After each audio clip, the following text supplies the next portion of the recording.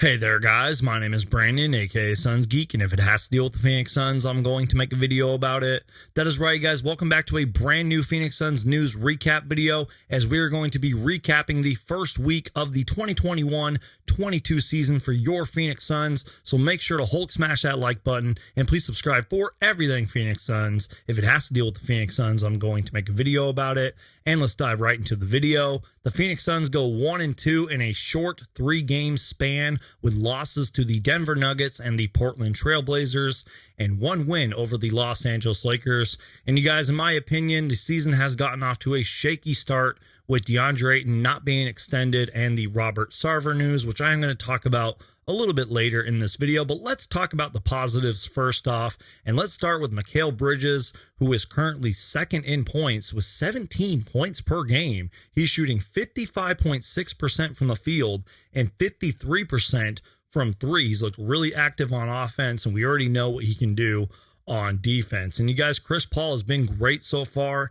He is averaging 11.7 assists per game, and he is the first player in league history with 20,000 points and 10,000 assists. And I've talked about this before, you guys. That's a pretty incredible accomplishment, considering all the legendary point guards of this league and really just all the legendary players of this league, that he is the first player in NBA history to do that. And you guys, I thought that Landry Shamet has looked really good. He's shooting 55% from three and is shooting 53% from the field. So guys, down below in the comments section, let me know who you guys think has looked really good so far for the Phoenix Suns. Did I forget to talk about anybody? Let me know down below in the comments. Now, unfortunately, you guys, we do have to talk about the bad.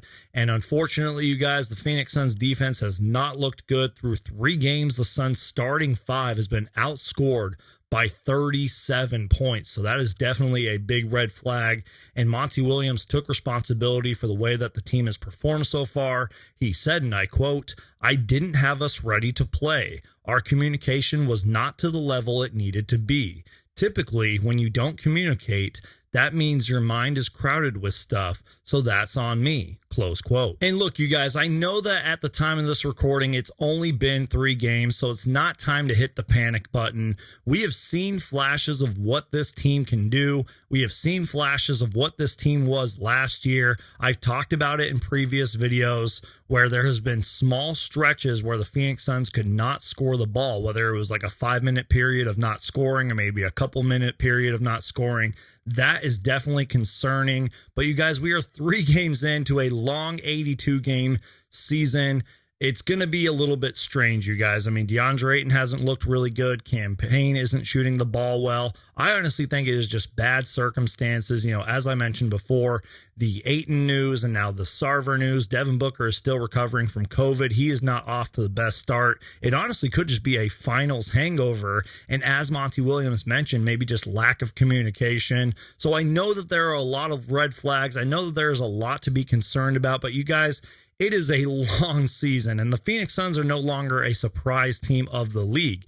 Teams are going to give us their very best each and every single night, because we are a contender. And as you guys know, if you follow basketball, you can lose to any team on any given night. The Suns also had 3 games in 4 nights, which is why I'm glad that they had at least 3 days off. So do not hit the panic button yet, guys. It is going to be a strange season for a lot of teams. There's going to be a lot of weird records out there, and there's going to be a lot of surprise teams. I think for a few weeks, if not a few months, that you're going to see a lot of weird records out there, you guys. However, the Phoenix Suns are going to be hosting all these games at home: the Kings, Cavaliers, Pelicans, and Rockets, and the Hawks.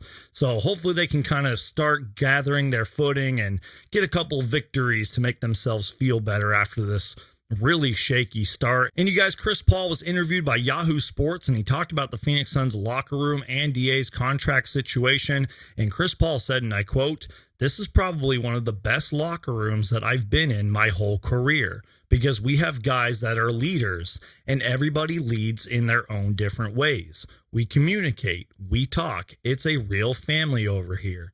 You celebrate the guys that got paid this summer," close quote. So that was honestly one of my biggest takeaways from Chris Paul's Yahoo Sports interview. And you guys, look, at the time of this recording, the Robert Sarver story that apparently was going to break and expose Robert Sarver has not yet been leaked at the time of this recording. It has not been released. So I kind of wonder if that whole story and report was kind of BS. I mean, it could be true, and I'm not defending Robert Sarver at all, but I'm just saying I think the story would have dropped already, and we're just going to have to see, you guys. So let me know your guys' thoughts, comments, and opinions down below on all this Phoenix Suns news. How have the Phoenix Suns looked so far in a short 3-game sample? Who has done really good? Who has stood out?